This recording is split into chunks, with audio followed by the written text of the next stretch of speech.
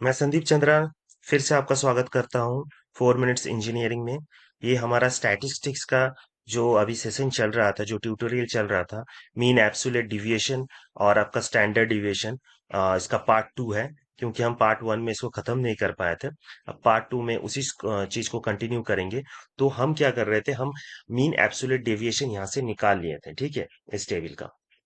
अगर आप पार्ट 1 नहीं देखें तो पार्ट 1 एक बार देख लीजिए, स्टैंडर्ड डेविएशन का पार्ट 1 में आपको ये दिख जाएगा कि हम पार्ट 1 में हम क्या किए थे। तो आप इसको फिर रिलेट कर पाएंगे। तो यहाँ पे हमने मीन एब्सोल्यूट डेविएशन हमने निकाल लिया था। मीन से जो भी इंडिविजुअल डेटा है उसको माइनस करके उसका एवरेज निकाल के ये हो गया था हमारा मीन एब्सोल्यूट डिविएशन। अभी हमको निकालना है, जो कि हमने देखा कि डेटा इतना डिफरेंस है दोनों डेटा में, फिर भी मीन एब्सोल्यूट डिविएशन दोनों का सेम आ रहा है। तो फिर हमें फायदा क्या है, क्योंकि हम तो डेटा का डिस्पर्शन का कोई अंदाजा ही नहीं लगा सकते। फिर मीन एब्सोल्यूट डिविएशन का यहाँ पे क्या रोल है, वो क्या डिविएशन यहाँ पे दे रहा है, तो इसीलिए हमें चाहिए स्टैंडर्ड डिविएशन। अब स्टैंडर्ड डिविएशन निकालने का जो फॉर्मूला है, जो भी इंडिविजुअल स्कोर को माइनस करके आया है मीन से, जो कि ये है, इसको हम स्क्वायर के फॉर्म में लिखते हैं, ठीक है। तो चलिए इसको कन्वर्ट कर लेते हैं स्क्वायर के फॉर्म में।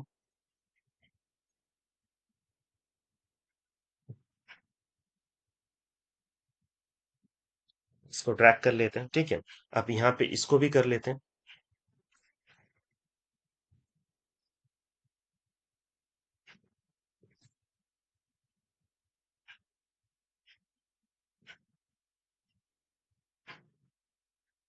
अब हम देखेंगे कि एक्चुअली अब जो आएगा वो होगा हमारा स्टैंडर्ड डेविएशन, ठीक है।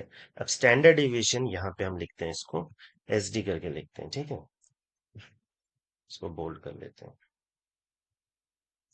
अब स्टैंडर्ड डेविएशन के लिए, सॉरी, यहाँ पे नहीं, पहले इसको जो स्क्वायर करके हमने जो लाया है, पहले हम उसका एवरेज निकालेंगे, ठीक है।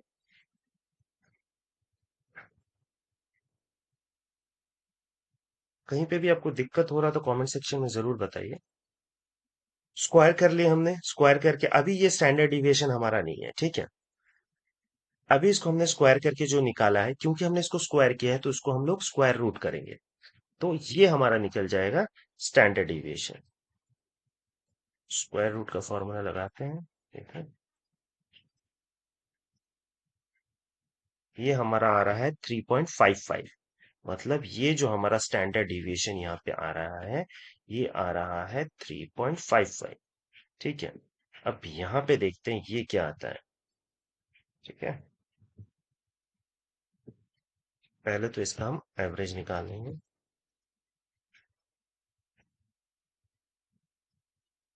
ठीक है। डन।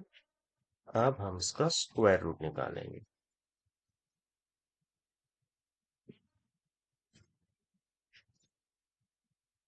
देखिए, अब इसीलिए हमें स्टैंडर्ड डिविएशन की जरूरत पड़ती है, क्योंकि वो हमें एग्जैक्ट डिस्पर्शन का मेजर देता है। देखिए, अगर हम मैट के थ्रू चलते तो मैट में हमें क्या मिल रहा था, ये मैट का रिजल्ट है, ठीक है। इसको भी हम लोग हाईलाइट कर देते हैं, मीन एब्सोल्यूट डेविएशन। इसको इस तरह से हाईलाइट कर देते हैं, ठीक है।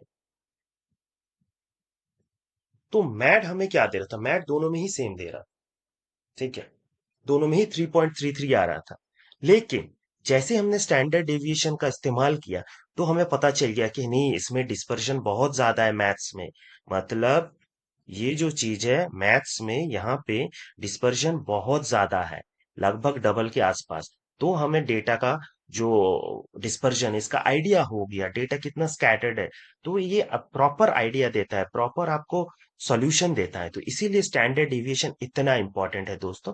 वैसे स्टैंडर्ड डेविएशन का फॉर्मूला भी है, आप इस तरह से भी इसको निकाल सकते हैं, ठीक है। इसको निकालने का ये भी एक तरीका है, और जिस तरह से हमने निकाला वो भी एक तरीका है, ठीक है। आप कोई भी एक मेथड यूज कर सकते हैं। मैं आशा करता हूं आप लोगों को स्टैंडर्ड डेविएशन और मीन एब्सोल्यूट डेविएशन के बीच का फर्क और दोनों एक्चुअल में क्या है, ये समझ में आ गया होगा, और क्यों इसका इस्तेमाल होता है, ठीक है। तो थैंक यू दोस्तों, बने रहिए मेरे साथ। इसको सब्सक्राइब कीजिए 4 मिनट्स इंजीनियरिंग को, लाइक और शेयर जरूर कीजिए, और अपना ख्याल रखिए, ठीक है। Thank you.